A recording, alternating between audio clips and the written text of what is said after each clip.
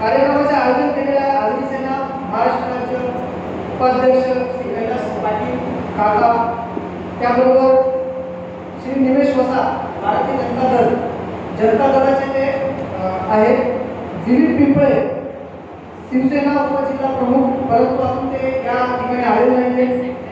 त्याच्यानंतर राजेंद्र माते सरचिटणीस भारतीय जनता पार्टी वसई शहर जिल्हा, काही कारणास्तव ते पण उपस्थित राहिलेले नाही.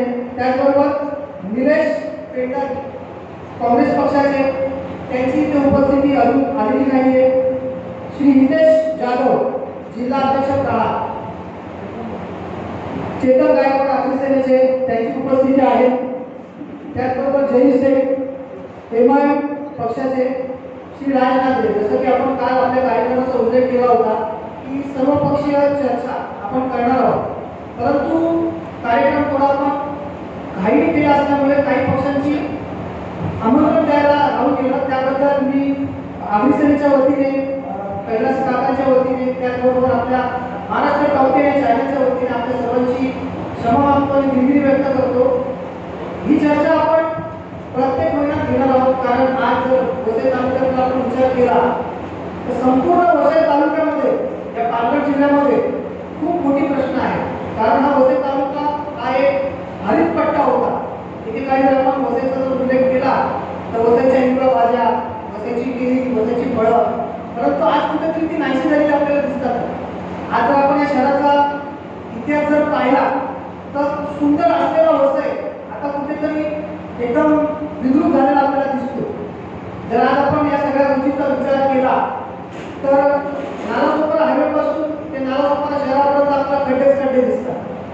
विरार हायवेपासून ते विरार शहरापर्यंत आपल्याला खड्डेच दिसतात. वसईला सुद्धा ती स्थिती आहे. परंतु ह्या उलट जर आपण विचार केला तर फक्त ॲडिकेशन्स करून किंवा कोणावरती आरोप करून काही होणार नाही. आणि म्हणूनच आगरी सेनेचे कैलास काका यांचं मी अभिनंदन व्यक्त करतो की वसई तालुक्यात पहिली व्यक्ती अशी आहे की त्यांनी एका कार्यक्रमाचं आयोजन केलं की एक व्यासपीठ तयार केलं. त्या व्यासपीठावरची प्रत्येकाला बोलण्याची संधी देण्याचा काम आपण या ठिकाणावरून करणार. कारण कुठेतरी काहीतरी कमी पडतंय. मग काय कमी पडतंय याचा विचार हा चर्चेच्या माध्यमातून होतो. चर्चा ही झाली पाहिजे आणि पहिली चर्चा अशी असणार आहे की ती चर्चा सकारात्मक असणार आहे आणि सात्विक असणार आहे. तर आपण चर्चेची सुरुवात करूया. या कार्यक्रमाचे आयोजक कैलास पाटील आणि आपण त्यांना काही प्रश्न विचारू. आशा करतो की त्या प्रश्नांची आपल्याला ते अजून उत्तरं देतील. तर कैलास काका, आजच्या या कार्यक्रमाचा काय कारण आहे, कोणत्या कारणास्तव आपण ही चर्चासत्राचा कार्यक्रम ठेवला सांगा. बेसिकली कसं आहे, पालघर जिल्ह्यामध्ये वसई तालुक्यामध्ये प्रचंड डेव्हलपमेंट झाली. पण प्रचंड डेव्हलपमेंट होत असताना इकडचा जो निसर्ग आहे त्याची नाश झाली. बरोबर, इकडे भ्रष्टाचार प्रचंड वाढला. मग तो नगरपालिकेत असेल, रेव्हन्यू डिपार्टमेंटमध्ये असेल किंवा पोलीस यंत्रणामध्ये असेल. मग हे थांबवण्यासाठी लोकांनी काय करायला पाहिजे, इकडचे जो कॉमन माणूस आहे त्यांनी काय करायला पाहिजे की त्याच्यावर अंकुश ठेवून चांगल्या प्रकारे एक चांगली दिशा लोकांसमोर ठेवता येईल. त्या दृष्टिकोनातून आपण आज ही चर्चासत्र ऑर्गनाईज केलेलं. त्याच्यामध्ये सर्वपक्षीय चर्चासत्र होतं, सगळ्यांनी कन्फर्मेशन दिलेलं. पण आता जे लोक आले त्यांच्या अनुषंगाने चर्चासत्र चालू आहे. आणि इकडे जो भ्रष्टाचार आहे तो प्रामुख्याने महानगरपालिकेचा बघितला तर महानगरपालिकेच्या प्लॅनिंग डिपार्टमेंटमध्ये एवढा प्रचंड भ्रष्टाचार आहे. आणि त्याचा एक पीडीआर घोटाळा आम्ही साधारण एक महिन्यापूर्वी काढलेला. त्याच्यावर ज्या कंप्लेंट व्हायला पाहिजे त्याच्यावर पोलिसांनी ऍक्शन घ्यायला पाहिजे होती, ती त्या प्रकारे होत नाही. मग का होत नाहीये त्याच्या मुळापर्यंत जायला पाहिजे. आणि हे असं माध्यम आहे, या माध्यमातून लोकांपर्यंत गेलं पाहिजे आणि ते प्रशासनावर त्याच्यावर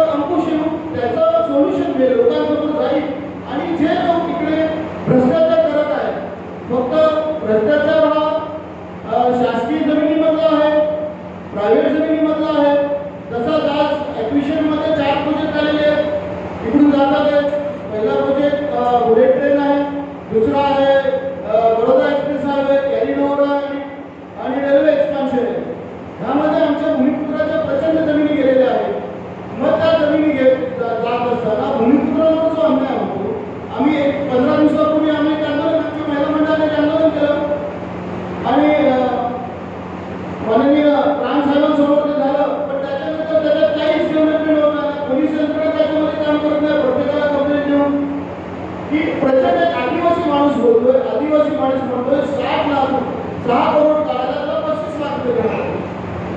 मग अशा वेळेला शासन कुठेतरी कमी पडते का? नाही तर मग आमच्या लोकांनी त्या शासनावर कुठेतरी अंकुश ठेवून त्यांना न्याय मिळण्यासाठी आदिवासी असेल, आगरी असेल, कोळी असेल, इकडचा जो गुणतुकडा आहे त्यांच्यावर अशा प्रचंड प्रमाणे इकडचे लोक जे ऑफिसर लोक येऊन पैसे फक्त इकडे जे प्रशासनाचे लोक येतात ते फक्त मला असं वाटते की पैसे कमवणार आणि इकडून जाणार आणि इकडच्या भूमिपुत्रामध्ये एवढा प्रचंड असंतोष आहे, लोकांमध्ये एवढा प्रचंड असंतोष आहे की भ्रष्टाचारी प्रशासन. आणि त्या संदर्भात सगळे मान्यवर आलेले आहेत, ते आलेले. दुसरा विषय पालघर तालुक्यातील प्रचंड मोठा विषय भूमिपुत्रांचा बेरोजगार झालेले आहेत त्या संदर्भात आहे. तिथे बाहेरच्या लोकांना 30-30 वर्षाची लीज दिलेली आहे आणि आमचे भूमिपुत्र बेरोजगार झालेले आहेत. त्याच्यामध्ये अजून एक विषय असा आहे की कामगारांचा विषय. मग तो आयबॉल असेल, अमूल डेअरी असेल, जीएम रेव्हिन्यूज असेल, जो हायकोर्ट सुप्रीम कोर्टाचे जे डायरेक्शन्स आहेत की 80% लोकल पंचक्रोशीतला माणूस कामाला पाहिजे. 80% पंचक्रोशीतला माणूस कामाला पाहिजे. ते क्रायटेरिया इकडे करतात का? इकडच्या पंचक्रोशीतला एकही माणूस त्या जीएम रेव्हिन्यूज मध्ये कामाला नाहीये. अमूल डेअरीचं तसंच आहे. अमूल डेअरीमध्ये आज 6 वर्ष 8 वर्ष काम करणारा माणूस आज पण टेम्पररी आहे. तिकडे जो विषय आहे कॉन्ट्रॅक्ट सिस्टीम, मग तुम्ही बघितलंय की गुजरातमध्ये अमूल डेअरी कंपनी आहे, तिकडे 291 दिवस काम करणारा माणूस पण आहे. मग माझ्या इकडे आणि गुजरातमध्ये त्या लाव वेगळे आहेत का? मग ह्याला कोण मदत करते? इकडच्या प्रशासनाला, अमूल डेअरी प्रशासनाला कोण मदत करतो? माझी आयबॉल कंपनी आहे का? आमची युनियन आहे आयबॉल कंपनीमध्ये, आता झालेली आहे. त्यांना 60 लोकांना असंच काढून दिलं, रस्त्यावर टाकलं. पेंडेमिकमध्ये प्रचंड वाईट परिस्थिती. पेंडेमिकमध्ये त्यांना बाहेरच्या नोटिसा दिल्या, तिकडे द्या कामाला, तिकडे द्या, पण त्याची ऍडजस्टमेंट नाही करायची. मग अशा तऱ्हेने जर इकडे प्रशासन माझ्या भूमिपुत्रांना, माझ्या कामगारांना, माझ्या इकडच्या भूमिपुत्रांना जर मदत करणार नसेल, आणि माझं म्हणणं आहे की ह्याच्यात सगळेच डिपार्टमेंट, मग ते लेबर डिपार्टमेंट असेल, रेव्हेन्यू डिपार्टमेंट असेल, पोलीस डिपार्टमेंट असेल, त्यांचा प्रत्येकाचा रोल आहे. पण तो रोल कम्प्लीट करत असताना आपण आपलं काम चौकडी लावून करता का? तर त्याच्यात काय लूप होल्स आहेत. मग ह्याच्यासाठी काय करायला पाहिजे आणि त्याच्यावर अंकुश ठेवून लोकांचं कल्याण कसं होईल ह्या दृष्टिकोनातून आगरी सेनेने हे पहिलं पाऊल उचललेलं आहे. त्यासाठी हे सेनेचे मान्यवर आलेले आहेत. त्यांचं मी आज आगरी सेनेतर्फे धन्यवाद देतो त्यांना की आपण आगरी सेनेच्या सांगण्यावरून इथे आला आणि चार्टर सत्राची सुरुवात केली. आणि माझे जे मित्र आहेत सगळे इकडे न्यूजवाले, त्यांना पण मी थँक्यू म्हणतो आणि ह्या चर्चा सत्राची सुरुवात करू. मी सुरुवातीला चेतन गावड जे आगरी सेनेचे आहेत, भूमिपुत्रांसाठी खूप चांगल्या प्रकारे ते लढा देतात आहेत. तर त्यांना मी काही प्रश्न विचारणार आहे, कारण त्यांनी काही दिवसांपूर्वी एक चांगला एक आंदोलन घेतला होता. कसं असतं ना की माणसाला जेव्हा काही मिळत नाही तेव्हा आंदोलन करावे लागतात. आणि आंदोलन करणं म्हणजे खायची गोष्ट नसते. खूप पुणे अंगावर घ्यावे लागतात, आतमध्ये जावं लागतं. आपल्या घरच्यांना काय मिळत नाही, परंतु समाजासाठी काहीतरी करण्याची जी उल्हास असते ती त्यांच्या कुठेतरी दिसते. तर गावड साहेब, या कार्यक्रमात मी आपल्या सर्वांचं मनापासून स्वागत करतो. सर्वप्रथम मी आपल्याला हा प्रश्न विचारतो की खाजण जमिनीचा नेमका प्रकार काय? खाजण जमिनीचा नेमका प्रकार लक्षात घ्यायच्या अगोदर पहिल्यांदा जो काही शासकीय योजनांचा विरोधाभास आहे तो तुमच्या लक्षात आणून देणं गरजेचं आहे. स्वातंत्र्यानंतर महाराष्ट्रामध्ये सहकारी चळवळ जी राबवली गेली ती प्रामुख्याने पश्चिम महाराष्ट्र, विदर्भ, मराठवाडा आणि तुम्ही पाहिलेच आहे की ऊस, कापूस या सगळ्या क्षेत्रामध्ये सहकारी चळवळीच्या जोरावर किंवा सरकारी चळवळ त्यांनी ज्या प्रकारे राबवली तिचा शेतकरी सदन झाला. पण दुर्दैवाने कोकणामध्ये जी उपलब्ध साधन सामग्री होती त्याचा योग्य वापर झाला नाही. आज माझा जो खाजण तुम्ही जी म्हणता ना समुद्रकिनारी खाडीकिनारी ज्या जागा उपलब्ध होत्या तिथे राहिलेला भूमिपुत्र आहे ना तो आज देशोधडीला लागला. सहकारी चळवळीद्वारे त्या भूमिपुत्राला त्याला मिळणाऱ्या योजनांची माहितीच मिळाली नाही.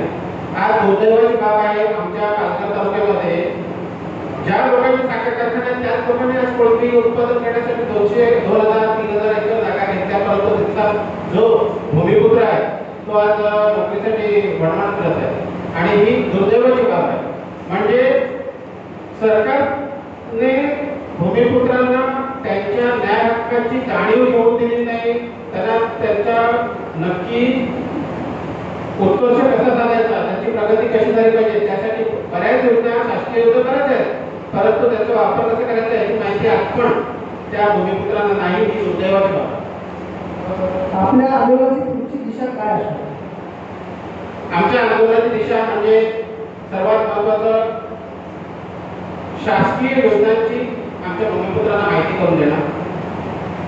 ज्या शासकीय योजना आहेत त्या योजना एक कंपनी जर वापरू शकते आणि कंपनी त्याचं वर्चस्व प्रस्थापित करू शकते, ती कंपनी इतक्या 30 वर्षामध्ये एस्टॅब्लिश होऊ शकते, तर एक कंपनी एका बोलताना माझ्या भागामध्ये सुद्धा 50,000 शेतकरी आहेत किंवा 50,000 भूमिपुत्र आहेत, तर ते 50,000 भूमिपुत्रांना त्याच 3-4 हजार एकर जागांमधून त्यांचा जे काही भवितव्य आहे ते सुफलाम होऊ शकतं. त्या जागांचा विनियोग करून त्या जागांमध्ये चांगल्या प्रकारे मत्स्य पदार्थ घेऊन ती कुटुंब स्वयंपूर्ण होऊ शकतात. आणि सगळ्यात महत्त्वाचं कोस्टलमध्ये जो राहणारा भूमिपुत्र आहे प्रामुख्याने आगरी कोळी भूमिपुत्र आहे आणि त्याच्या रक्तामध्ये मत्स्य मासेमारी जिंकलेली आहे. म्हणजे मासेमारी हा आमचा वैश्य परंपरागत उद्योग आहे आणि तो उद्योग आज जर बाहेरचे लोक येऊन करून इतक्या मोठ्या प्रमाणात करतात तर शासनाला काही हरकत नाही. तर त्या ज्या खाजण जागा आहेत त्या खाजण जागा माझ्या भूमिपुत्राला देऊन त्यांना स्वयंपूर्ण बनवणं सहज शक्य आहे. शासनाच्या कितीतरी चांगल्या योजना आहेत आणि त्या योजना माझ्या भूमिपुत्रासाठी इम्प्लिमेंट व्हाव्यात ही आमची मागणी आहे. सरकारकडे ज्या आपल्याला मागण्या आहेत त्याच्या सरकारने मान्य नाही केलं तर पुढे आपण कशा प्रकारे आंदोलन करणार? काय आपलं आंदोलन पुढे होणार नाही मग कशा प्रकारे आपण आंदोलन करणार? कारण आदिसेने आंदोलन करण्यामागे खूप आंदोलन आदिसेने केले, जसा हायवेवरती रोड बंद करणं, आंबुलेचा आंदोलन असेल, मग कशा प्रकारे आपण आंदोलन करणार आणि सरकारशी संघर्ष पुढे कशा प्रकारे करणार? आम्ही आगरीसेना आंदोलन करते. आगरी माणूस हा आक्रमक असतो, हा आमचा गुंडाळ आहे, तो काही जाणार नाही. परंतु ह्याचा अर्थ असा नाही, आम्ही आगरी चांगले अभ्यासू पण आहेत. आम्ही ह्यावर अतिशय चांगल्या प्रकारे आमची जी काही मागणी आहे ती सरकारकडे सादर करत आहोत. आता प्रामुख्याने जो काही आता खाजण बचाव आंदोलन जे काही आमचं चालू आहे ते प्रामुख्याने पालघर तालुक्यातील कोस्टलला सफाळा विभागामध्ये आहे. त्या सफाळा विभागामध्ये जवळजवळ 10 ग्रामपंचायतीमध्ये 4-4.5 हजार एकर जागा आज उपलब्ध आहे. तर ते 2,500-3 हजार एकर जागा काहीतरी प्रायव्हेट कंपनीला दिलेली आहे. परंतु त्या भागामध्ये आज शासनाने 400-450 शासनाच्या मार्गदर्शनाने व शासनाने जे काही महिला बचत गट स्थापन करण्याची जे काही एक स्कीम होती किंवा एक योजना होती त्या अंतर्गत त्या भागामध्ये 400-450 महिला बचत गट स्थापन करायचे. एका महिला बचत गटामध्ये 11 महिला असतात कमीत कमी, म्हणजे 4,500 महिला त्या महिला बचत गटामध्ये आहेत आणि त्या मागणी करत आहेत की आमच्याकडे आमचा रोजगार हा हिरावला गेला. आज तुम्ही बघत असाल कारण आज लोकांना बेरोजगारी इतकी वाढलेली आहे, रोजगाराच्या ज्या संधी होत्या भूमिपुत्रांकडच्या त्या हिरावल्या गेल्या आहेत. आमचा आगरी कोळी जो भूमिपुत्र होता तो खाजण जागेमध्ये मीठ, मासे, भात आणि रेती हे 4 व्यवसाय वर्ष परंपरागत करत आलेले आहे. पण आज मीठ उत्पादक कारखाना झाला, रेती सरकार रॉयल्टी देत नाही, भात घरी हवामान आहे आणि आज तुम्ही मासे तुम्ही कुठेतरी साखर कारखानदारांना तुम्ही कोणते उत्पादक बनवले. मग आमचा भूमिपुत्र सरकार जर त्याला वंचित ठेवत असेल तर हा निर्णय करत आपण. आणि जर सरकार आम्ही रास्त पद्धतीने मागणी करून पण आम्हाला आमचा न्याय मिळणार नसेल तर आज आगरी सेना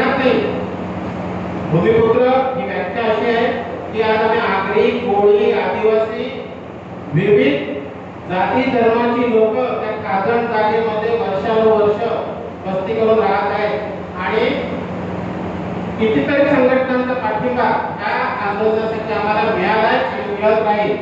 खूप उग्र स्वरूपाचं आंदोलन होईल.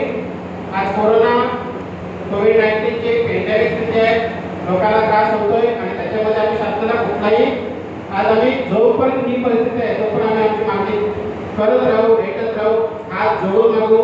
पण ज्या दिवशी शासन देणार नाही आणि ही परिस्थिती बाजूला होईल, नक्कीच शासनाला अतिशय तीव्र आंदोलनाला सामोरं जावं लागेल. आणि आम्ही कुठलाही वेगळं मागत नाहीये, आमचा न्याय हक्क मागतोय, आमचा तो हक्क आहे. त्यामुळे साधी सुधी मागणी आज पण आपली शासनाकडे हात जोडून करतो. खूप खूप धन्यवाद. खूप चांगला विचार आपण मांडला. कारण ही खरी गोष्ट आहे. खरं तर ह्या चर्चेशी मी प्रहार संघटनेचे ते जाधव होते त्यांना विचारत होतो. कारण संपूर्ण महाराष्ट्रामध्ये बच्चूभाऊ कडू शेतकऱ्यांसाठी भूमिपुत्रांसाठी मांडत असतात. आता जर ते असते तर कदाचित या प्रश्नावरून मी त्यांना अजून एक प्रश्न विचारला असता, परंतु दुर्दैव आहे ते आले नाही. आता याच्यामध्ये आपण प्रहार संघटने काय नाव सांगा आपलं माहिती नाही. सर्वप्रथम आपलं नाव आणि पद सांगा साहेब. नमस्कार, माझं जतीन वर्कर आहे. मी प्रहार पक्षाचा पालघरचा प्रवक्ता आणि उपसचिव म्हणून काम करतो. आज मला सांगा, यांनी जो विषय मांडलेला आहे, आज पालघर तालुक्यातली वेगळी स्थिती आपल्याला सांगायची गरज नाही, परंतु बच्चू कडू एक आक्रमक नेता, शेतकऱ्यांसाठी धावणारा नेता, एक भूमिपुत्रांसाठी धावणारा नेता. तर आपण आपल्या पक्षाच्या माध्यमातून काय सहयोग करणार, पालघरच्या या भूमिपुत्रांसाठी आपण काय करणार, तुमच्याकडे मला जाणून घ्यायचं. नक्कीच. प्रथमतः मी म्हणजे माफी मागू इच्छितो, कारण दादांना कसं मंत्रालयामध्ये म्हणजे इमर्जन्सी काम होतं, त्याच्या संदर्भात ते तिकडे होते. मी सुद्धा बाहेर होतो. अचानक मला आताच कोणाला सांगितलं की साहेबांनी म्हणजे इथं आपली पत्रकार परिषद भरवलेली आहे. खूप छान. म्हणजे अग्निसेनेबद्दल जर बोलायचं झालं तर पहिल्यापासून एक सत्यवादी समजलं का. आणि हे सगळ्यांनाच माहीत आहे, पालघर जिल्ह्यामध्ये सगळ्यांना ज्ञात आहे की या लोकांनी म्हणजे बोलत नाही की दादागिरीच आहे. आणि अशा प्रकारे करून म्हणजे जसे त्यांनी आता मुद्दे मांडलेले आहेत की नगररचना विकास, बरोबर. तर प्रथमतः मी आमच्या पक्षाबद्दल नंतर बोलेल, परंतु या 4 मुद्द्यांवरती बोलू इच्छितो जास्तीत जास्त. कारण नगररचना विभागामध्ये कसं झालं की ह्या लोकांनी आपल्या स्वार्थापोटी, बरोबर, की जे बाहेरचे बिल्डर आहेत त्यांना इकडे बोलवून म्हणजे आपल्या भूमिपुत्रांच्या जमिनी वगैरे घेऊन मग त्यांना त्याचे पैसे मिळाले की नाही मिळाले तसे भरपूर आहेत आपल्याकडे सुद्धा खूप अशा म्हणजे मुद्दे आहेत. आणि त्यांच्या त्याच्या जमिनी लुटून नंतर मग काय केलं की त्यांचे प्रत्येक बिल्डरकडून प्रत्येक फूट 200 रुपये. मला माहिती नाही की 200 रुपये कशा उद्देशाने घेतले आहेत, ते नियमानुसार नाहीच आहे, ते चुकीचंच आहे. दुसरी गोष्ट म्हणजे ज्या बांधकाम केलेलं आहे अनधिकृत, म्हणजे हे बांधकाम महानगरपालिकेच्या विभागाकडून घेतलं जातं, फक्त ते चुकीच्या पद्धतीने घेतलं जातं. आणि मागे मला वाटतं साहेबांच्याच नुसार किंवा आंदोलनानुसार जे भ्रष्ट म्हणजे ते अधिकारी आहेत, तर त्या अधिकाऱ्यांना दाखवून सुद्धा दिलेलं होतं की हे भ्रष्ट अधिकारी आहेत, तरी सुद्धा नगररचना अधिकारी म्हणून त्यांची नियुक्ती केली जाते. परंतु सर आता तर महाविकास आघाडीचं सरकार आहे, आपले आमदार बच्चू कडू आज मंत्री झालेले आहेत. तर आपल्या पक्षाची भूमिका काय, कारण हा प्रश्न आहे ना, हा जेटरेट टॅक्सचा जो प्रश्न आहे हा फक्त उपस्थित राहतो, पण ह्याच्या पाठीमागे ऐका ना, विषय असा आहे की सरकार कुठेही असतं, पण इथे आल्यानंतर त्यांचे विषय बदलतात. आता आपल्या सेनेला कसं एक अजेंडा आहे, आम्हाला भूमिपुत्रांसाठी लढायचा, तसं आपला येणाऱ्या काळामध्ये आपला अजेंडा काय असतो. आपला पण अजेंडा असंच आहे की बघा आपल्यासमोर खूप मोठं पहाड आहे. त्याच्यामुळे कसं होतं की ह्याला पोखरणं एवढं पण इझी नाही. त्याच्यामुळे कसं होतं की 30-35 वर्षांमध्ये ह्यांनी जे काही गलत कामं केले की जे काही अनधिकृत केलं की जे काही बोगस कामं केले त्याला एका तसं आपण म्हणतो ना की सत्याला प्रूव्ह करण्यासाठी खूप वेळ लागतो आणि खोट्याला मात्र करताना 2 मिनिटं पण लागत नाही. तशीच गोष्ट आहे, आपण ते सत्यवादी लोक आहोत आणि आपल्याला सार्वजनिक एकत्र येणं खूप गरजेचं आहे. म्हणजे आता आपले भूमिपुत्र म्हणजे आपल्या अग्निसेना म्हणा किंवा इतर जे आपण संघटित पक्ष आहोत, जसं आमचा प्रहार पक्ष झाला किंवा इतर काही संघटना आहेत, हे एकत्र येऊनच याच्यावरती आपण एक खूप मोठी पावलं उचलायची आहेत आणि ती आपली ती बांधणी सुरू झाली असे मला वाटते. जेणेकरून आता सगळ्या पब्लिकमध्ये ना जनजागृती व्हायला लागली. कारण अगोदर पब्लिक घाबरत होतं, त्याच्यामुळे हा प्रकार होत होता. पण आपल्यासाठी जर समोर आले तर नक्कीच हा प्रश्न जो आपण मांडताय त्याला आपण एक मोठा तडा देऊ शकतो असं मला तरी वाटतं. खूप खूप धन्यवाद. तुम्ही आता टाईमकडे जाईल काही सर्वप्रथम आपलं नाव सांगा. नमस्कार, माझं नाव कविता पाटरे. आपण ज्या वेळेला प्रांत कार्यालयामध्ये गेलो होता, तो एक व्हिडिओ खूप मोठा व्हायरल झाला होता. तिकडची एक अधिकारी होती, त्या अधिकाऱ्यांनी स्पष्टपणे आपल्याला धमकी दिली.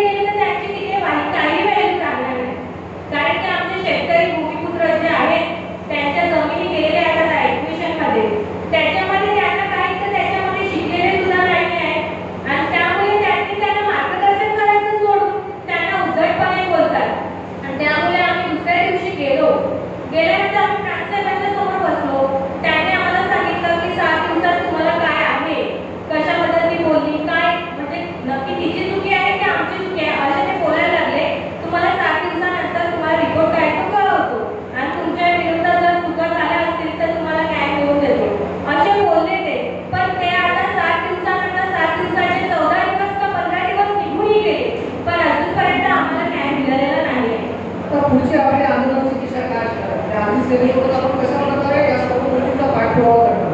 मग आता थोडक्यात असं बोलायचं म्हटलं की आता आमचे शेतकरी आहेत, त्यांच्या जमिनी गेलेल्या आहेत.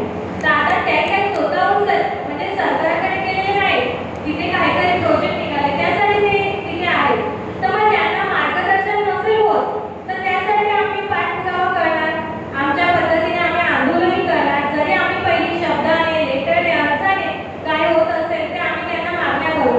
परंतु ते आमच्या मागण्या होत नसतील तर मग नंतर आम्हाला आंदोलन करण्यासाठी कोणी अडू शकत नाही. धन्यवाद. तो बाजूला पाहिजे त्यांना माहिती. आपके आगे की दिशा क्या होगी? एग्जैक्टली उस दिन क्या हुआ हिंदी में बताएंगे तो भी चलेगा। उस दिन हम लोग उनके पास ऐसे बात करने के लिए कि वो उनके ऑफिसर जो थे उन्होंने आपकी सेना के जो गए अधिकारी उनके साथ जो बर्ताव किया उससे वो क्या एक्शन नहीं. उन्होंने जो हमें आश्वासन दिया कि नहीं हम एक हफ्ते में करेंगे, आज तक उन्होंने कुछ भी एक्शन नहीं लिया. उनको हम लोगों ने पूछा कि आप क्या करने वाले हो उनके साथ. उन्होंने इसका बदतमीजी से बातें क्यों की, क्यों गलत बोला, लेकिन उन्होंने कुछ भी हमें मतलब संतुष्टिजनक जवाब नहीं दिया. तो अभी हम लोग किसी तरह वो नहीं करेंगे तो फिर हम लोग आंदोलन करेंगे. आगे मतलब किस तरीके से आप आंदोलन करेंगे? अगर आप आज का ये जो मंच है इस मंच में सारे लोगों को अपनी बात रखने का अधिकार दिया गया है. आज हमारे चैनल के माध्यम से हमारे मुख्यमंत्री सीएम है उद्धव जी ठाकरे, उनसे आप क्या निवेदन करेंगे? क्या इस बारे में क्या कहना चाहेंगे?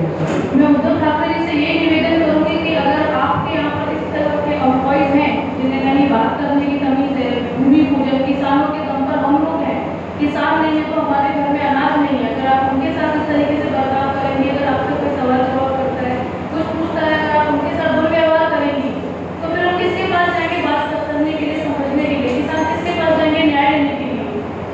हम लोगों को न्याय चाहिए. किसानों के साथ जो उन्होंने किया है, पैसा खाया है, घूस खाई है, जो भी है उसके हमें न्याय चाहिए. बहुत बहुत धन्यवाद. खूप चांगली गोष्ट आहे सांगितली आहे. शेतकरी शेतीमध्ये राबला राबतो आणि आज आपण जे काही घरामध्ये खातो किंवा आपण जे कपडे घालतो ते सुद्धा शेतकऱ्यांकडून आपल्याला मिळतात. परंतु शेतकऱ्याला काय मिळतं? नेते बदलतात, शेतकऱ्यांचे नेते सुद्धा बदलतात, परंतु शेतकऱ्यांचे प्रश्न हे आयरणीवरती असतात आणि त्यासाठी कुठेतरी आदिसेना चांगले पावलं उचलताना आपल्याला दिसते. आपल्यासोबत जयंत शेख आहेत एमआय पक्षाचे, त्यांना आपण काही प्रश्नांवरती उत्तर विचारू. कृपया त्यांना माहिती द्या. तुम्ही मराठीत बोलणार की हिंदीत बोलणार? तर भूमिपुत्र मराठीमध्ये अरे वा, धन्यवाद. काय म्हणजे आता एक्झॅक्टली तुम्ही भूमिपुत्रांसाठी पुढे काय म्हणजे कशा प्रकारे लढा देणार आपल्या पक्षाच्या नावावर? सर्वात अगोदर तर महाराष्ट्रामध्ये भूमिपुत्रांची किंमत कमी होत चालली आहे आणि हा काय छोटासा मुद्दा नाही. It's a very huge thing that should be discussed कि क्या हो रहा है कि हीरे की कीमत कम करके उसको कांच बनाया जाता है. आज महाराष्ट्र के अंदर भूमिपुत्र जो है वो कांच के भाव में बिक रहा है. उसकी वजह यह है कि भूमिपुत्र का शोषण बोलना एक राइट शब्द रहेगा. भूमिपुत्र का शोषण हो रहा है. महाराष्ट्र इंडस्ट्रियल पॉलिसी 2019 में महाराष्ट्र गवर्नमेंट ने एक रेजोल्यूशन पास किया कि जो जितने भी लेबर्स हैं वो सारे के सारे 80% डोमिसाइल ऑफ महाराष्ट्र रहना चाहिए. और उसके अलावा हाइपर डोमिसाइल के लिए इन्होंने एक नया पॉलिसी ड्राफ्ट करने के लिए ऑर्डर भी प्लेस किया.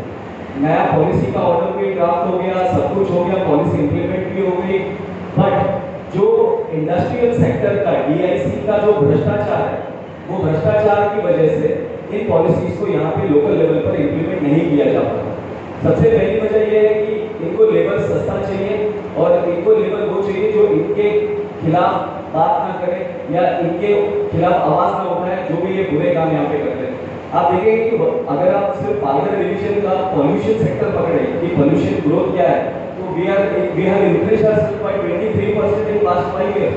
पिछले 5 साल में हमने पॉल्यूशन को 23% बढ़ा दिया. And the reason behind that is उत्पादन, प्रोडक्शन. और इस प्रोडक्शन से फायदा किसका हो रहा है? इंडस्ट्रीज का. एमएसएमईज के अंदर जो रजिस्टर्ड है मैं लास्ट मंथ का ही आपको बताऊंगा कि तकरीबन 4000 करोड़ का एमएसएमई से महाराष्ट्र गवर्नमेंट से फायदा उठाया गया है 4000 करोड़ का, जबकि भूमिपुत्र को 80% एम्प्लॉयमेंट नहीं मिली. अगर आप देखेंगे गवर्नमेंट और लेबर इसके बीच का जो गैप है ये फुलफिल होता है डीआईसी से, डिस्ट्रिक्ट इंडस्ट्रियल कॉर्पोरेशन से, जो ड्राफ्ट करती है प्लानिंग को और उसको इंप्लीमेंट करवाती है, उसको सुपरवाइज कराती है. बट यहाँ पे इतने बड़े चोर, निकम्मे, दोगले, दलाल बैठे हुए हैं जिनकी वजह से आज भूमिपुत्र को ना तो जॉब्स मिल रही है, ना तो बराबर सैलरी हो रही है, ना उनको कॉन्ट्रैक्ट पे डाल दिया गया। कॉन्ट्रैक्ट पे डालने के बाद में काका के आशीर्वाद से हम लोगों ने कॉन्ट्रैक्ट लेबर को भी इस EAP के अंदर, एम्प्लॉयमेंट फॉर लोकल पर्सन्स के अंदर इम्प्लीमेंट किया जाए, उसके लिए लड़ाई वो एक्सेप्ट हो गया। 2019 में वो भी इम्प्लीमेंट हो गया, बट आज भी भूमिपुत्र के पास जॉब नहीं है। The reason behind that is, उसके पीछे एक ही रीजन है, दलाल दलाल दलाल। DIC की दलाली करते, DIC की दलाली चालू केलेली आहे आणि त्याच्यामध्ये सगळे सहभागी आहेत। मी एकाचं नाव सांगत नाही, फक्त सुपरवायझर ऑफ DIC किंवा superintendent of DIC Sone madam, she herself is one of the culprits. No, everybody, प्रत्येकाला त्याचा हिशोब जातो, प्रत्येकाला त्याचा हिस्सा जातो। अब इससे आप अगर बाहर आएंगे, आप प्राइवेट सेक्टर की इंडस्ट्रीज में आएंगे, जैसे अमूल डेयरी है, the biggest corporation that we ever know. Amul dairy के अंदर यहाँ के लोकल जो भी पॉलिटिकल पार्टीज हैं, इनकी अलायंस है, they have their own contracts, they have their own people on job. वो खुद वहां पर अपने लोगों को काम देते हैं जो उनके यहाँ पे आके गुलामी करते, ना कि उनको जितना हक है। आज ELP के माध्यम से यहाँ के आगरी समाज के, कोली समाज के, यहाँ के मुस्लिम समाज के जो लोग यहाँ पे स्थायी सालों से, तकरीबन 20-25 साल से 50 साल से यहाँ पे जो रुकते हैं, उनको जॉब्स ना देकर कुछ आगे बाहर से यहाँ पे रहने लगे, इनकी जीव गुजरी करने लगे, इनकी गाड़ियों के पीछे इनका झंडा लेकर भागने लगे, तो आपने उनको एम्प्लॉयमेंट दे दी। पर जो यहाँ पे बैठा, यहाँ की मिट्टी से जो जुड़ा है, सन ऑफ द सॉइल उसको बोला जाता है, भूमिपुत्र, सन ऑफ द सॉइल, उसको नहीं देखा जाता। उसकी जगह पे उसको देखा जा रहा है जो बाहर से आया हुआ है। तो the biggest reason behind that is the local political alliances of the private sector companies with the political party. जब तक ये दोनों बोलते हैं ना, चोर चोर मौसेरे भाई भाई, ये इनका गठबंधन नहीं टूटेगा ना, तब तक ये होता नहीं। और इनके गॉडफादर, आई वुड से इनके गॉडफादर हमारे कलेक्टर साहब, जिसके पास सारे पावर, सारे प्रोविजन, सारे लेटर्स, तकरीबन काका ने मेरे हिसाब से, अभी ये कॉन्फिडेंशियल चीजें बच गई, I would like to express काका ने तकरीबन 1.5 से 2 लाख रुपए पेपर वर्क पे खर्चा किया तकरीबन। क्यों? ताकि भूमिपुत्र को जॉब्स मिल सके, उनके लिए जॉब जनरेट हो सके। ये कलेक्टर ऑफिस में पेपर जाते हैं, मोर्चा जाता है, सब कुछ होता है, पर वहां से काम क्यों नहीं होता? आखिर कौन कमा रहा है इसके पीछे? It's a very big question कि सुपरवाइजर जो सुपरवाइज करना चाहिए वो खुद दलाल है। आज यहाँ पे GM ब्रेवरीज करके कंपनी है जो इतना पानी का उत्साह कर वसई के अंदर का वाटर लेवल को ड्रॉप कर दिया है। बेसिक कंपनीज के अंदर आप एम्प्लॉयमेंट देने जाओगे तो they are 99% of people are not the domestic of Maharashtra. आपण आपल्या पार्टीच्या माध्यमातून काय करणार आपल्या transaction party? Sir, MIM Palghar जिला अध्यक्ष इस पोस्ट के हिसाब से और आगरी सेना के साथ जुड़ा हुआ होने की वजह से, अगर आने वाले वक्त में इसको पॉजिटिवली नहीं लिया जाता है तो I think it's time to shut down the private sector and MSME से रजिस्टर्ड जितनी भी कंपनीज फायदा उठा रही है, हम उनके पीछे पड़ेंगे। उन्होंने जो MSME का फायदा उठाया है उसके अगेंस्ट जो इन्होंने ये दिया कि we will go for PI, sir will go for PI, public interest litigation file करेंगे, 4000 करोड़ का हिसाब भी मांगेंगे और 80% हमारी जो ये एम्प्लॉयमेंट है उसका भी हिसाब मांगेंगे। बहुत बहुत शुक्रिया, धन्यवाद। मी आता निवेश स्वतःचे त्यांना त्यांच्याकडे जाणार आहे।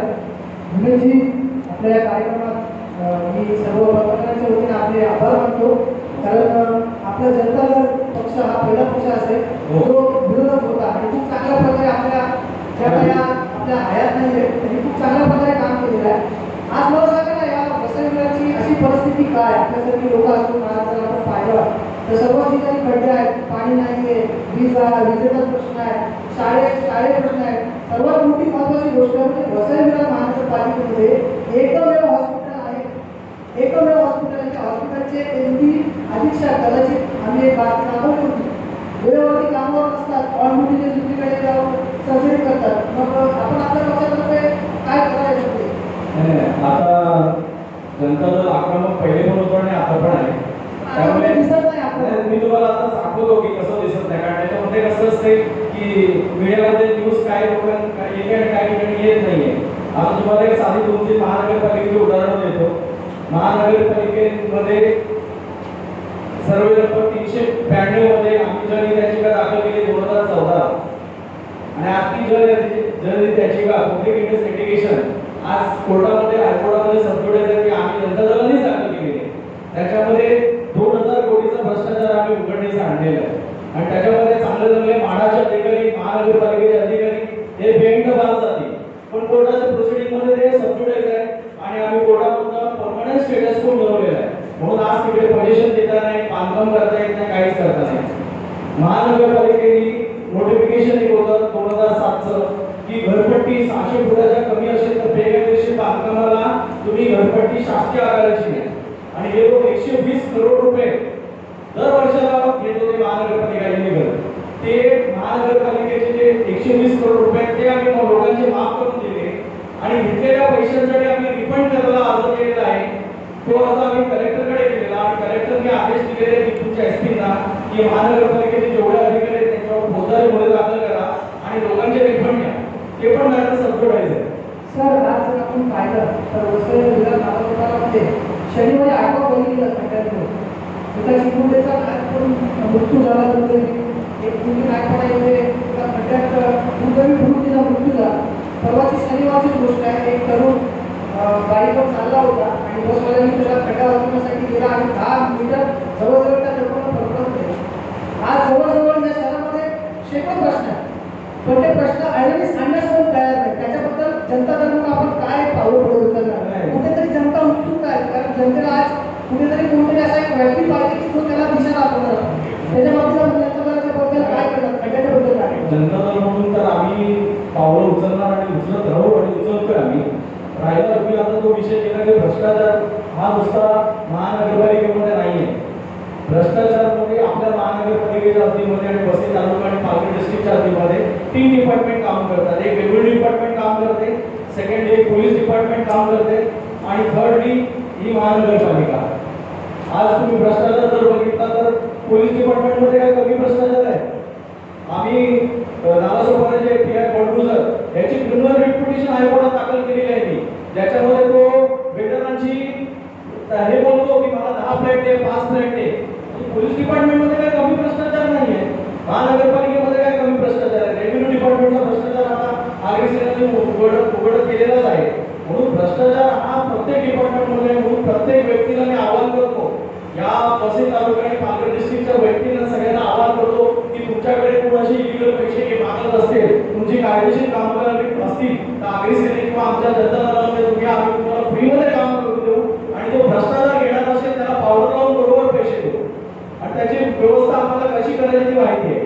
दुसरी माहिती करतो तुम्हाला गोष्ट सांगतो, इकडचं पोलीस डिपार्टमेंट माझ्यावर एक्सटॉर्शनचे गुन्हे दाखल करणार होते की बेटर लोकांकडे आम्ही इलिगल पैसे मागतो असं आमच्या जागेवर आरोप केले आणि आम्हाला अटक करणार होते.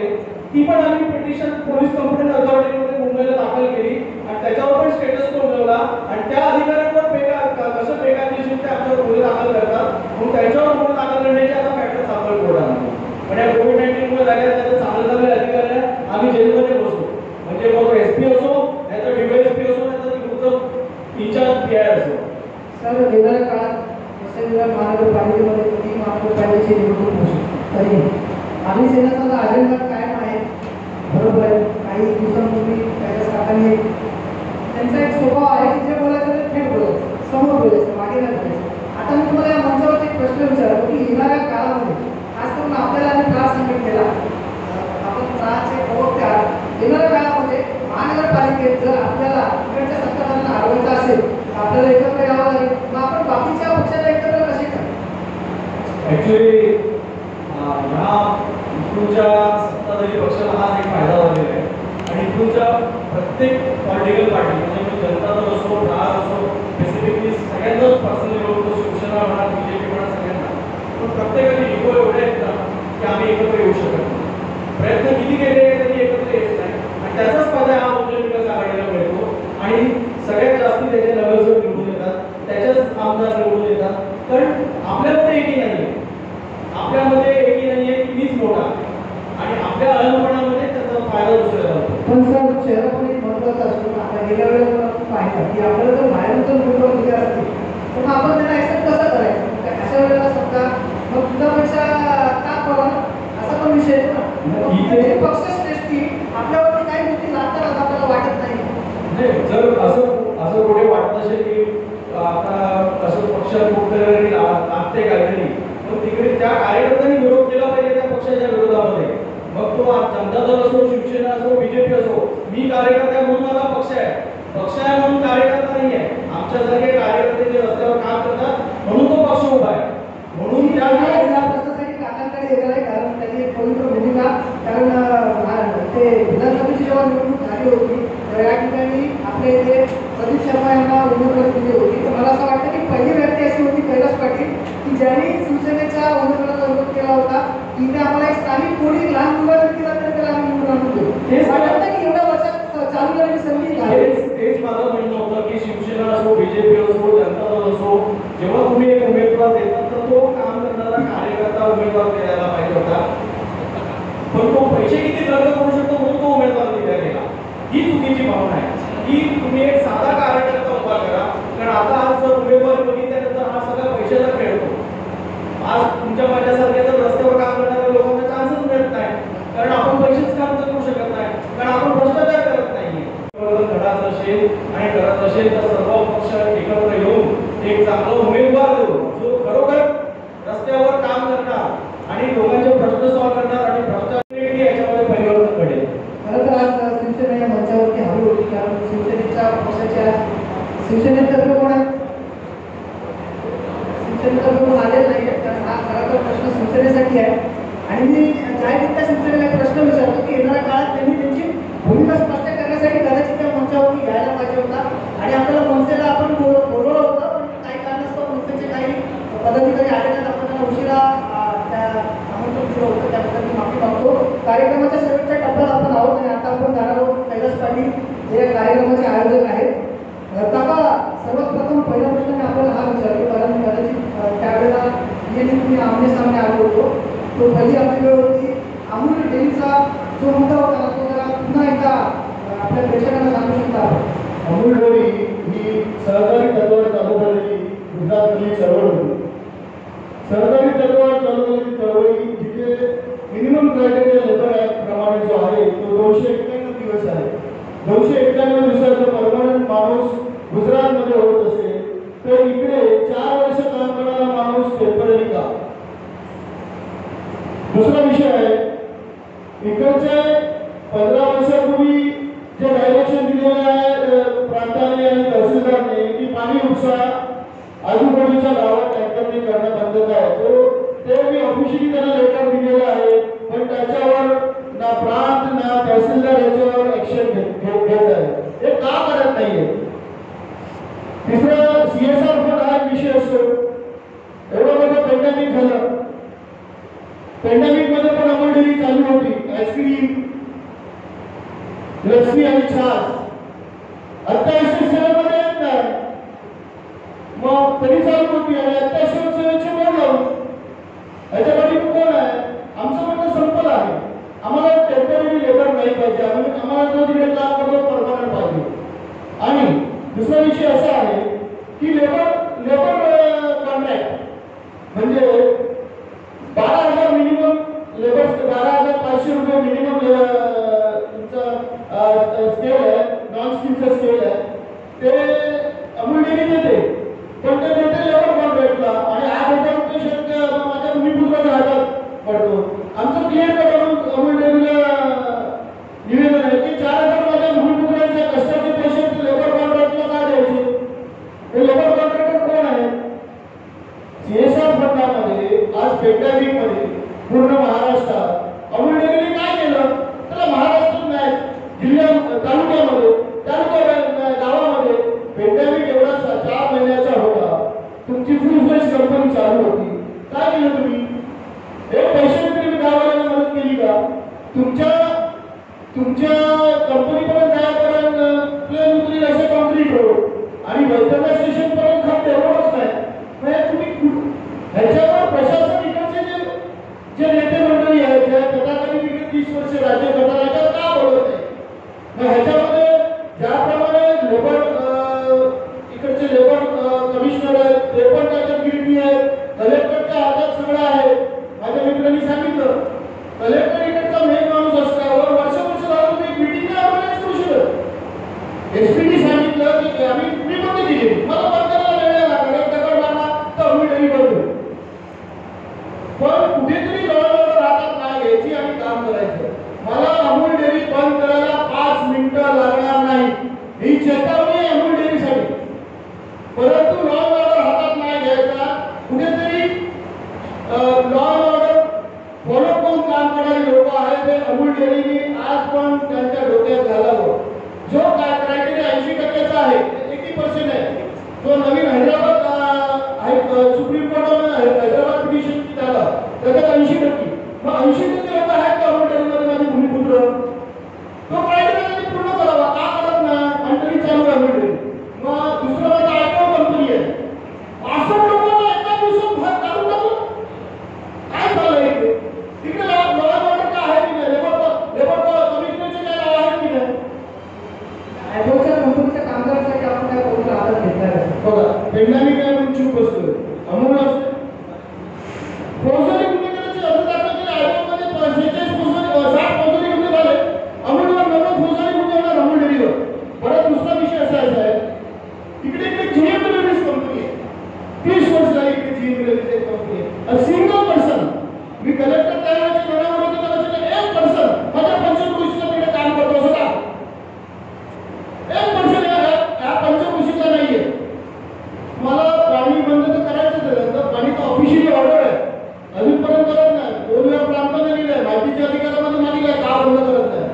आता एक लिमिट आहे, पेशंटचं पण भूमिपुत्राचं एक लिमिट आहे. आणि मी तुम्हाला सांगितलं ना, अमूल असो, अमूल डेअरी असो, बेंगॉल असो, आयबॉल असो किंवा तुमची जीएम डेअरीज असो, नवनीत असो, बंद करायला मला 5 मिनिटं लागणार नाही. ही डायरेक्ट चेतावणी 4 मॅनेजमेंटला आहे. माझ्या भूमिपुत्राला योग्य नाही द्या, नाहीतर पेंडामिक नंतर पहिला तुमच्या 4 कंपन्या कशा बंद होतील? ही ओपन चॅलेंज आहे माझं 4 कंपनीला. जर तुम्ही माझ्या भूमिपुत्राला नाही दिला नाही तर त्याच्यावर आखरी सेवा चूक बसणार नाही. काही दिवसांपूर्वी आपलं एक आंदोलन छेडलं होतं कलेक्टरच्या ऑफिसमध्ये काम करायला. पण नेमका काय करतात? तर तसा विषय आहे, भ्रष्टाचाराची परिसीमा वसई तालुक्याने घातलेली आहे. परिसीमा अशासाठी बोलतो, आदिवासी माणसाचा एक टीम व्हायरल झालेली आहे, आम्ही केलेली आहे. त्याच्यात तो माणूस बोलतो मला 6.5 करोड रुपये काढण्यासाठी माझ्याकडे 35 लाख रुपयाची मागणी केली व 35 लाख रुपये तिरुसी बँकेतून कॅश विड्रॉल केली. त्याला बाहेर ठेवलं, साईन घेतली आणि त्या ऑफिसरनी सगळ्यांनी वाटून घेतले का ती जादव वाढत नाही आणि कोणाला देते हे कळलंच. ते कळलंच. तर त्याच्या संदर्भात जेव्हा आम्हाला कळलं की त्याच्याबद्दल कळलं की भूमिपुत्रांकडून प्रचंड म्हणून आम्ही पहिला एक शिष्टमंडळ केलं. माननीय जिल्हाधिकारी आपल्या प्रांत ऑफिसरने सांगितलं की असं इकडे चालू आहे, कुठेतरी थांबा आणि माझ्या भूमिपुत्रांना कुठेतरी नाही द्या. त्यांनी शब्द दिला की मी 2 दिवसामध्ये असे लावतो आणि लोकांचे पैसे कसे काढता येईल ते बघतो.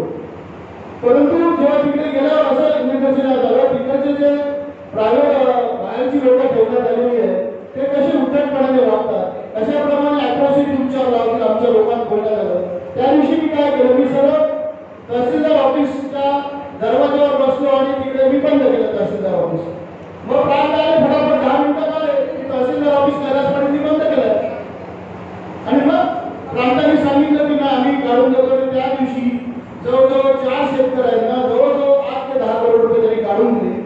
पॉझिटिव्हली काम करताना माणूस दिसते, आम्हाला प्रशासनाच्या विरुद्ध आम्ही नाही आहोत, पण भूमिपुत्रांवर तुम्ही काय अन्याय करा, तुम्ही बिल्डर करून काय करतात आमचं म्हणणं नाहीये. पण माझ्या भूमिपुत्राकडून जर तुम्ही पैसे घेऊन माझ्या भूमिपुत्राला त्रास दिला तो कैलासवाडीला आणि आगरीचे ना पालघर जिल्ह्यात मी सहन करणार नाही. आता हे आयबॉल कंपनीचे 60 कामगार आहेत, त्यांच्याशी आपलं काय बोलणं चालू आहे का?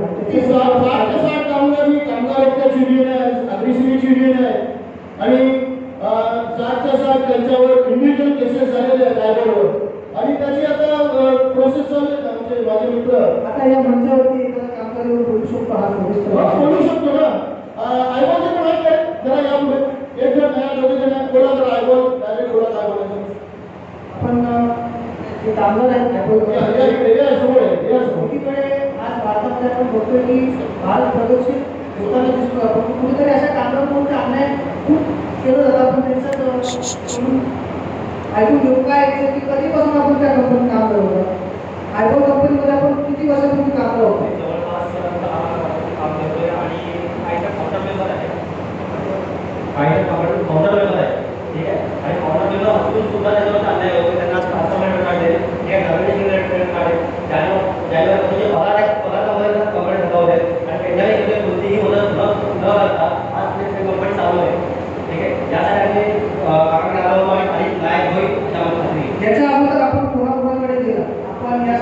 गोष्टीसाठी दाद कोणाकोणाकडे मागितली? याआधी आम्ही जवळजवळ 1 वर्ष संघर्ष करतोय. ठीक आहे, आम्ही सत्ताधारी पक्ष, शिवसेना, काँग्रेस अशा बऱ्याच ठिकाणी जाऊन आम्ही इंडियन केली होती, ते आम्हाला न्याय मिळाला नाही. बरोबर आहे, आणि म्हणून आम्ही मग दुसरा पर्याय काढला की एकदा कामगार सेना बाकी सेना. तर आपण बघू शकता की कशा प्रकारे एखाद्या सामान्य माणसाचा आवाज दाबला जातो. ही मुलं 7 जण आहेत ना तुम्ही आता?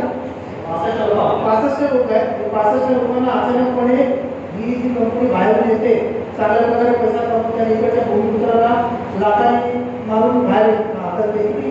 पुन्हा तो गोष्ट अशा ठिकाणी कुठेतरी आवाज उचलला पाहिजे आणि हा आवाज उचलताना कुठेतरी कैलास पाटील आपल्याला दिसतात. कैलास काका, तुम्हाला मी एक आपण कार्यक्रमाच्या शेवटच्या टप्प्यात आहोत. सध्या आपण आता या जिल्ह्याबद्दल बोललो, आता आपण या तालुक्याबद्दल पण बोललो पाहिजे की खड्ड्याचा विषय आहे, पाण्याचा विषय आहे. हा सर्वात मोठा विषय म्हणजे हा आहे की लॉकडाऊन झालं 23 तारखेला, 23 मार्चला, म्हणजे अनलॉक जून महिन्यात झालं. 3 महिने लोक घरामध्ये बंद राहिले, लोकांची कामं नाही, काय नाही, काय नाही. अशा वेळेला कुठेतरी एक आपल्यासारखा एक नेता समोर आला पाहिजे जे लोकांसाठी काम करेल. म्हणजे कुठेतरी याच्यामध्ये आपल्याला काम करायला दिसते, या तालुक्यात आपण दिसतात, जनपदात कुठेतरी दिसतात. पण माझं थेट आपल्याला हे आव्हान आहे की हे जे EMI मागायचे लोक बँक आज बोलर पाठवते घरी, त्याच्यासाठी आपण काहीतरी करावं. त्याचबरोबर सर्वात मोठा प्रश्न MSCBीचा आहे. आज इथे महानगरपालिका म्हणजे आपल्या शासनाची लाईट बिल आहे, लाईट आहे, इथे जास्त पैसे घेतले जातात आणि मुंबईला खाजगी कंपन्या कमी पैसे घेतात. हा काय मुद्दा होता? कसं आहे, शासनाचे नियम जे आहे ते फॉलो झाले पाहिजे. मध्यंतरी माननीय विगतचे आमदारांनी प्रश्न उचलला, माझं बिल 5 लाख झालं, त्याच्यानंतर काय झालं? त्याच्यानंतर काय पुढे वाचलं का? काय झालं? म्हणजे एखादा विषय घ्यायचा आणि तो रस्त्यामध्ये सोडून जायचं. लोकांना सांगितलं बिल भरू नका, मी बिल भरणार नाही. त्याने बिल भरलं की नाही विचार होता ना. त्यांचं बिल 100% राईट बिल आहे, माझं म्हणणं आहे. एक पैशाची चुकी नाहीये त्याच्यात. मग काय एवढी बोंबाबोंब केली? पैसे भरले की नाही त्यांनी? बघा, शासनाचा जो आहे नियम त्याप्रमाणे पैसे भरले पाहिजे. पण कारण तुम्ही तेवढं मीटर युटिलाइज केलेलं आहे, ही पॉलिसी आहे, ही मागणी कशी आहे, शासनाची पॉलिसी आहे, त्याच्यात इंटरफरन्स करून कसं चालेल? पण बिल भरायला लोक तयार आहेत. लोकांचं असं म्हणणं आहे की मी बिल नाही भरत, असा विषय नाही. पण EMI चालायचा बिलाचं तर आपण आज नव्हतं भरणार. EMI साठी लोकांची सगळ्यांची परिस्थिती खराब आहे. याच्यात काहीतरी प्रोव्हिजन करून द्यायला पाहिजे. दिल्ली गव्हर्नमेंटने, केजरीवालने तर इलेक्ट्रिसिटी माफ केलं आहे, इकडे करावे ना लोकांना. त्यासाठी आपण काय पावलं उचलणार का? कारण जनतेला कुठेतरी साहेबांना काय बोलायचं साहेबांना पण हा एक खूप मोठा प्रश्न आहे. लोकांच्या या संदर्भात म्हणून आम्ही चीफ जस्टिस ऑफ मुंबई हायकोर्टामध्ये जेव्हा कोर्टामध्ये केस दाखल करता येत नव्हते आणि कोर्ट बंद होतं, अजून पण कोर्ट बंद आहे आणि त्याच्यामध्ये मी माझा 15 पानांचं पिटिशन ऑलरेडी जनहित याचिका म्हणून ह्या महाराष्ट्र स्टेट इलेक्ट्रिसिटी बोर्डच्या संदर्भात दिलेलं आहे. आता त्याच्या अगोदर एक जनहित याचिका दाखल केली, त्याच्यामध्ये कोर्टाने असं सांगितलं की तुम्ही आता मंत्रालय लेवलला किंवा त्या स्टेट लेवलला तुम्ही तिकडचे जे मंत्री आहेत किंवा तिकडचे जे अधिकारी आहेत त्यांच्याकडे तुम्ही संपर्क साधा. त्याप्रमाणे आपण अर्ज पण केलेला आहे जनता दल म्हणून किंवा आरएसए म्हणून. आता इश्यू असा आहे की त्यांनी जे पॅन्डेमिक मध्ये 3 महिन्याची एकत्र बिलं दिली आणि 3 महिन्याची एकत्र बिलं दिली, त्याचं व्याज जोडलं, त्याला जो बायफर्केशन करायला पाहिजे होतं 100 युनिट 200 युनिट. आता तुम्हाला महाराष्ट्र स्टेट इलेक्ट्रिसिटी बोर्डला कळलं कसं की मी एवढं वीज वापर केलेला आहे. म्हणजे यांनी काय केलं की गेल्या वर्षाचा जो रेकॉर्ड होता किंवा चालू जो रेकॉर्ड होता त्या रेकॉर्ड प्रमाणे नवीन बिलं आकारून अंदाजाने पाठवली. त्याच्यानंतर स्टेट गव्हर्नमेंटने सांगितलं की बाबा आता ही बिलं आम्ही कॅन्सल करतो, तुम्हाला नवीन बिलं देतो. आता नवीन बिलं दिल्यानंतर आता स्टेट गव्हर्नमेंट असं करतंय की बाबा आम्ही काहीतरी याच्यामध्ये माफ करू, याच्यामध्ये काहीतरी देऊ.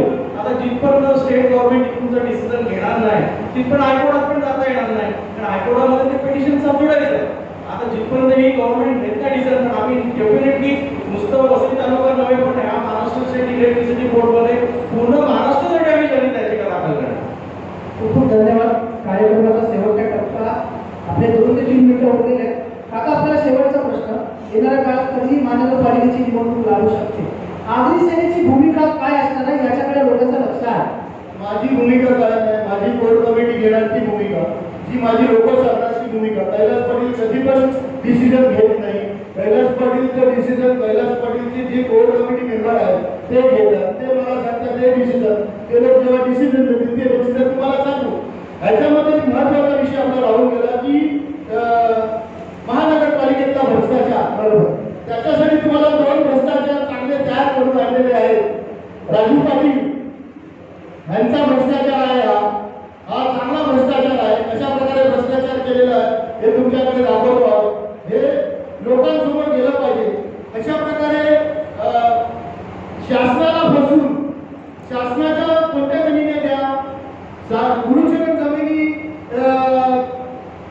मध्ये कसा त्यांनी हे केलंय, तिकडे कन्स्ट्रक्शन कसं केलं आहे सगळं डिटेल आहे. आणि ह्याच्यामध्ये काय दिलेलं आहे, सर्वे नंबर 4 हिस्सा नंबर 5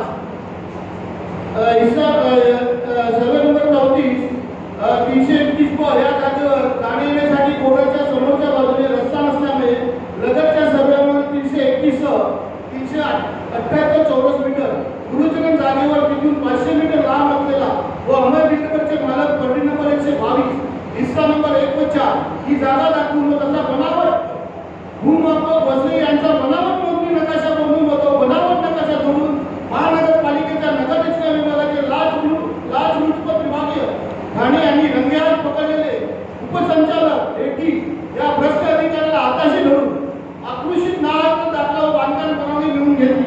त्याचा हा घोटाळा आहे. गाव म्हणजे गोलांडेचा आहे तो. दुसरा आहे गाव म्हणजे पोईंट सर्वे नंबर 343 क्षेत्र 350 चौरस मीटर व 343 व क्षेत्र 88,715 चौरस मीटर एकूण 89,030 चौरस मीटर पैकी 88,700 चौरस मीटर व माननीय जिल्हाधिकारी यांनी सन 2004 खाली अकृषित परवानगी दिली होती. सन 28 मध्ये बनावट कमी जास्त पत्रकानुसार फेरफार क्रमांक 5,684 अन्वये सर्वे नंबर 334/A चे क्षेत्र 315 चौरस मीटर क्षेत्र 5,315 चौरस मीटर केले. म्हणजे 315 चे 5,315 चौरस मीटर करण्यात आले. वसई महानगरपालिकेतील उपसंचालक भ्रष्ट अधिकारी, मी परत बोलतो भ्रष्ट अधिकारी देखील ज्यांना परत इथे ठेवलेलं आहे. 2014 रोजी अमेय ग्रुपला 9,430 चौरस मीटर व सुधारित बांधकाम परवानगी दिली. सदर परवानगीमध्ये 5,000 चौरस मीटर या बनावटवाडी क्षेत्रामध्ये 700 चौरस मीटर पार्किंग गट आरक्षण व 722 चौरस मीटर डीपी रोड प्रत्यक्ष अस्तित्वात नसलेल्या क्षेत्राची नोंद केली. तिकडे नाही आहे, डीपी रोड पण नाही आणि पार्किंग पण आहे, त्याची नोंद करण्यात आली. आणि सदर खातेजमा करून रोड लेवल पर्यंत मातीचा भराव करून कंपाऊंड वॉल व ड्रेनेज बांधून घेतल्याचे दाखवले. वास्तविकता तिकडे ते नाही आहे, ते बांधून घेण्याचे दाखवलं. हे कोणी केलं? त्याच्या संदर्भात हा घोटाळा आहे. याच्या पुढे आता काय भूमिका घेणार? ह्याच्यावर ग्रोसरी केसेस झाले पाहिजे. ग्रोसरी केसेस झाले पाहिजे. आम्ही प्रोसेस केली आहे. आज महानगरपालिकेचा घोटाळा काहीतरी दाखवला पाहिजे. तो काय प्रचंड घोटाळा आहे. प्रत्येक महिन्याला घोटाळा देणार तुम्हाला. इकडे प्रचंड घोटाळे तयार आहे. 5 लाख फुटाचा घोटाळा करायची घ्या. अजून 30-35 लाख फुटाचा घोटाळा तयार आहे. प्रत्येक महिन्याला घोटाळा देणार. अशा प्रकारे इकडची महानगरपालिका स्पेसिफिक लोकांसाठी काम करते ते दाखवून देणार. खूप धन्यवाद. कार्यक्रमाचा वेळ झालेला आहे. सगळ्यांना आज आपण सगळे इकडे आलात आणि चांगली प्रेस कॉन्फरन्स घेतली. अशा प्रकारे प्रत्येक महिन्यात आपण अशी प्रेस कॉन्फरन्स घ्यावी. त्याच्यामध्ये शिवसेना, बीजेपी, काँग्रेस, राष्ट्रवादी ओपन डिस्कशनला समोर यावं. भ्रष्टाचारावर बोलण्यासाठी सगळ्यांनी समोर यावं अशी मी सगळ्यांना एक विनंती करतो. आणि आशा आहे की आपण जे बोलताय आमच्याकडे सर्व मान्यवर सर्व पक्षाची लोक एकत्र येतील. हा कार्यक्रम बघून तर नक्कीच येतील. मला असं वाटतं, तर आपल्याला वाटतं सर्व पक्ष एकत्र झाले पाहिजे. जे पक्षाची लोक मला बघत असतील, ज्या काही हजर आहेत त्यांच्याबद्दल तर मी काय बोलणार नाही. परंतु आज शिवसेना इथे असायला पाहिजे होती, काँग्रेस इथे असायला पाहिजे. आणि सगळ्यांनी कन्फर्मेशन दिलेलं. सगळ्यांनी कन्फर्मेशन दिलेलं. मी आपल्या सर्वांना विनंती करतो की आपल्या भारत देशाचा एक कणखर नेता त्यातून गेलेले आहे, प्रणव मुखर्जी, प्रणव दादा, याच्यासाठी आपण उभे राहून त्याचा मन धारण करून हा कार्यक्रम